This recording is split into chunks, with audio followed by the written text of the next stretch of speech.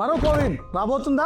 Recent గా west Bengal లో Nipah virus encephalitis అనేది ఒక అవుట్ బర్స్ట్ అయింది. నిపా వైరస్ అనేది ఒక జూనోటిక్ వైరస్, అనిమల్స్ నుంచి హ్యూమన్స్ కి ట్రాన్స్మిషన్ అయ్యేది. దీన్ని జూనోటిక్ వైరస్ అని అంటారు. ఇది ఇన్ఫెక్టెడ్ ఫ్రూట్ బ్యాట్స్ నుంచి స్ప్రెడ్ అవుతుంది. ఈ ఇన్ఫెక్టెడ్ ఫ్రూట్ బ్యాట్స్ ఏదన్నా సరే ఫ్రూట్స్, డేట్, రా, పామ్, ఈ ఫ్రూట్స్ మీద ఇది పూప్ అంటే దాని మల విసర్జన కానీ లేకపోతే దాని సెలైవా కానీ దాని కంటామినేషన్ చేసింది అని అంటే మాత్రం ఈ నిపా వైరస్ అనేది స్ప్రెడ్ అవుతుంది. ఇది హ్యూమన్ టు హ్యూమన్ ట్రాన్స్మిషన్ కూడా జరుగుతుంది. దీని ఇంక్యుబేషన్ పీరియడ్ అంటే ఇన్ఫెక్ట్ అయినప్పటి నుంచి సిమ్టమ్స్ రావడానికి 3 to 14 days టైం పడుతుంది.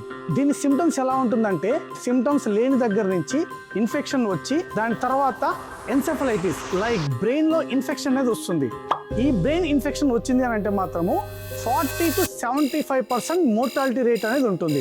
అంటే 40 to 75% చనిపోయే అవకాశాలు ఉంటుంది. ఇది ఎవరైనా సరే ఈ ఎన్సెఫలైటిస్ నుంచి కానీ రికవరీ అయ్యారనంటే వాళ్ళకి కోమార్బిడ్ కండిషన్ అనేది ఉంటుంది. లైక్ ఫ్యూచర్ లో ఫిట్స్ రావడం కానీ లేకపోతే వాళ్ళు బెడ్ బౌండ్ అవడం కానీ ఇలా ఉంటుంది. దీనికి ట్రీట్మెంట్ అంటూ ఏదీ లేదు.